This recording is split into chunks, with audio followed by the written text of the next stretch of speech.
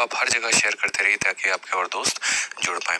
तो जैसे मैंने कहा कि आप दुकानदारी चलाते हैं तो जैसे मानिए एक हमारा मुन्ना है और मुन्ना यहाँ पर जो है किसी वस्तु को 120 रुपए में बेचता है, तो वहां पर ये सोचता है कि यार हमको 20% का प्रॉफिट हो रहा है।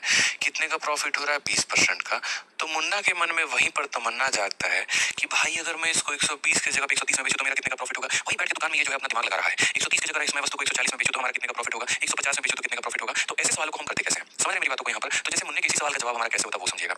मुन्ना ने यहाँ पर जब वस्तु को 120 में बेचा था तो यहाँ 20% का प्रॉफिट, तो यहाँ कहा गया कि अगर 130 में बेचेंगे तो क्या होगा। तो सबसे पहले मुन्ने को इस बात को समझने की आवश्यकता है कि ये जो 120 उसने यहाँ पर दिया है, ठीक है, तो क्वेश्चन हमसे कहा गया 120 को बेचने पे इतने परसेंट का प्रॉफिट, 130 में हमारा क्या रहेगा, हिसाब किताब बताइए। ठीक है, ये हमारा 120 क्या है? तो ये हमारा सेलिंग प्राइस है, ये हमारा 120 क्या है? विक्रय मूल्य है, सेलिंग प्राइस है। ठीक है, यानी कभी भी हम 100% के सामान को 120 में बेचते हैं, 100% के सामान पर 20% का लाभ, तो हम बेचेंगे कितना में? 120 में। तो आप ऐसे समझ लीजिए सर, ये जो दिया गया ना 120 हमें दिया गया है और हमसे पूछा 130 का है, तो 120 को जब हम आर्टिकल पे बेच रहे हैं तो हमसे 20% का प्रॉफिट हो रहा है। कितने परसेंट का प्रॉफिट हो रहा है? तो 20% का प्रॉफिट हो रहा है। समझ रहे हैं यहाँ पे? तो इसी को अगर हम यूनिटरी मेथड से सॉल्व करें तो हम क्या कहेंगे, 120 को बेचने पे 20% का प्रॉफिट, यानी 120 कितने परसेंट के बराबर है ये बताना। तो 120 जो है वो हमारा 120% के बराबर है। क्यों? ये हमारा सेलिंग प्राइस है, 100% का सामान 20% का प्रॉफिट, यानी 120% के बराबर है। तो 120 रुपए 120% के बराबर, 1 रुपए जो है वो हमारा 120 बटे 120 यहाँ हो जाएगा, 120% बटे 120 रुपए हो जाएगा। तो कल के दिन भविष्य में अगर मान लीजिए मुझे 130 रुपए का पता करना होगा तो मैं यहाँ क्या करूंगा, 120% जो है, ठीक है, या ऐसे कह सकते हैं कि सर 120 रुपए